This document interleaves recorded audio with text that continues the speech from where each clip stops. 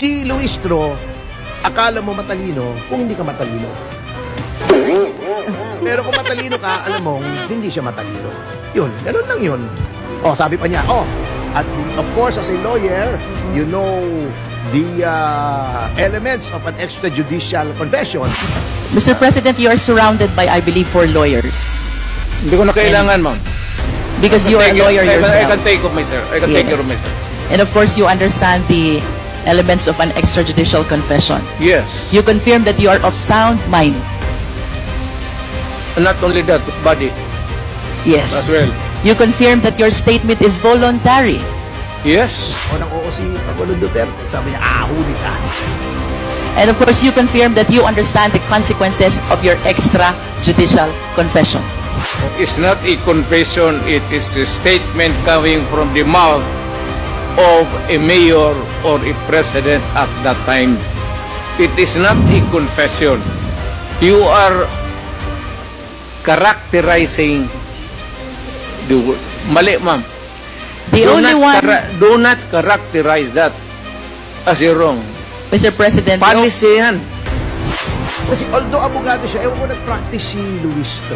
Kasi, ang extrajudicial confession is made within the context of a custodial investigation.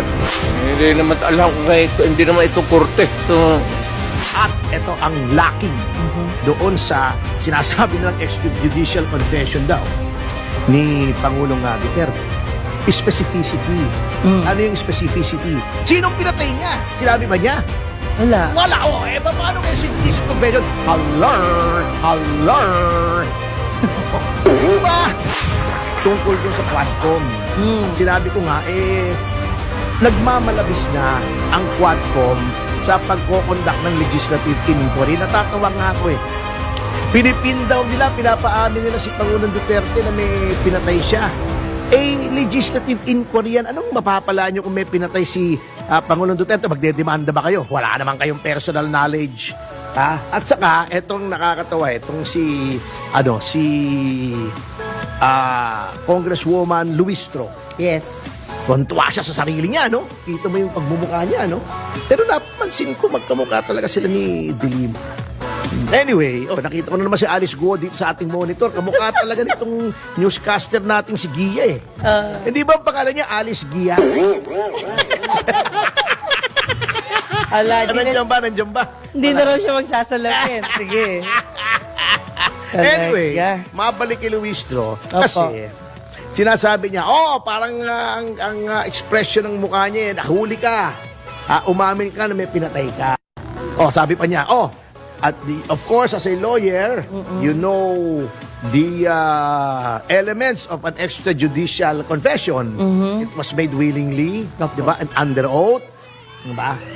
You are of sound mind, you understand the consequences. Nang oo si Pangulong Duterte, sabi niya, huli ka. May nakalimutan si Congresswoman Luistro. Ano po? Kasi although abogado siya, ewan ko nag-practice si Luistro. Practice yata Nakita pa siya ng loob ng courtroom. Kasi, ang extrajudicial confession is made within the context of a custodial investigation.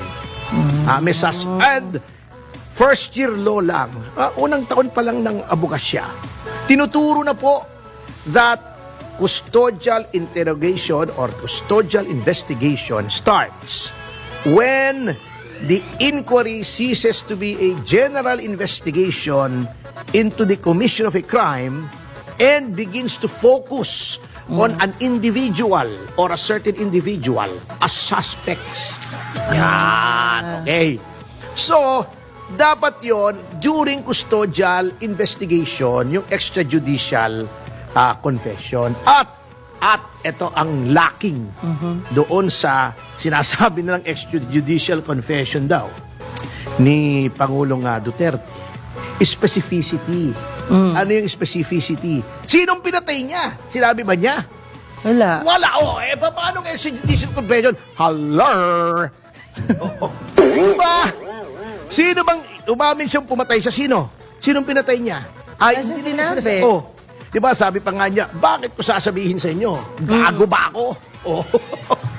Ngayon, pag dinala mo sa hukuman yon, tignan natin kung hindi ka pagtawanan ng hukuman. Ayun. Ngayon, itong si Boyeng Remulla, sinasabi ko nga, binababoy na itong DOJ, baka lumusot sa kanya, kasi yan basta kahit dispalinghado yung kaso, basta gusto niyang i-file, ipa-file niya, kahit nag-recant na. Papaano yan? Baka sasabihin ng mga iba, naku, sigurado, kulong na si Pangulong Duterte, may nagtuturo na sa kanya, umami na siya. Alam nyo, dalhin nyo muna sa korte. Kasi sa korte, ayan ay hindi pa po ebidensya. Hindi mo pwedeng i-convict ang tao sa extrajudicial confession. Pumatay ako. Convicted ka, kulong ka. Hindi pwede. Hihiringin pa sa may korte. Ipoproduce mo pa as evidence yung extrajudicial confession. Paano? Kapag sinabi, katulad ng mga witnesses ni Teves, pinilit lang po kami para sabihin yan. Kung sabihin nyo ni Garma, di ba? Papaanong gagawin mo ngayon? Opo. Hindi ka pa rin mako-convict. Si Delima nga, kasi di ba, ang yabang-yabang niya, the witnesses recanted. Pag gano'n na nangyari, kaya nga may hearing, hindi ka pwedeng makonvict dyan sa legislative hearing. Kaya kayo, yung mga reaksyon nyo, ganito, umamin si Duterte, pinagtatawanan lang po kayo ni Pangulong Duterte. Kasi pinagtatawanan din po namin kayo. Kasi po, nag-uusap nga kami ni Atty. Karen. Sabi ko, ang problema tayo, seasoned litigators tayo. Humaharap tayo sa court. Ako, 32 years na ako. In and out sa court.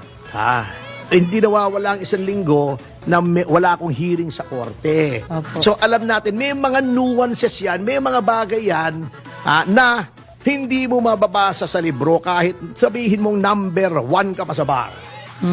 Kahit sabihin mong summa cum laude o magna cum laude ka pa sa iyong law school, may mga hindi natututunan. Ayun. Oo. At yung mga nuances yan na only actual practice. Halimbawa, ikaw, mag-drive lang na sasakyan. Opo. O pwede mong sabihin, nabasa ko. Ganito pala yan, papasok ka, magsi-seatbelt ka. Pipisilin mo yung clutch, lalagay mo sa primera yung gear, kung manual transmission. Opo. Then dahan-dahan, pinipisil mo yung gas, binibitawan mo yung Clutch. Pero, gawin mo. Yun. Hindi mo agad magagawa. Hindi Kahit salita lang. video game ka pa ng driving, simulation, iba yung Actual. yun ang hindi nila alam. So, iba pala ang practicing lawyer sa lawyer lang. Kasi kaya nga practicing lawyer kami. Kasi, Opo. di ba may kasabihan, practice makes perfect. Yes. Not perfect, so we have to practice. Yes. Practice lang. Ayan. Well, naniniwala po ako dyan, attorney, kasi what if, sorry po, Justice Remulla, kung hindi po kayo susunod sa inyong batas dyan sa inyong kinauupuan, what will happen? Wala. Department of Justice nga Ayun. Kung walang justice, saan ka pupunta? In the first instance. Kaya nga sabi ko, alam nyo, ayang si Luistro, ibang creature yan Kung si Luistro, akala mo matalino kung hindi ka matalino. Pero kung matalino ka, alam mong hindi siya matalino. Yun, ganun lang yun. Ganun lang kasimple. No comment ako dyan, attorney. Kasi usapang legal yan. Hindi talaga.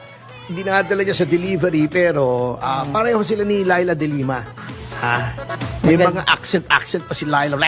Parang yung parang may may parang kumakantang hindi po maintindihan na. American diction may yun. diction pa. Pero pag inanalyze mo yung sinasabi, walang substance. Ay, ganun po ba? Aha.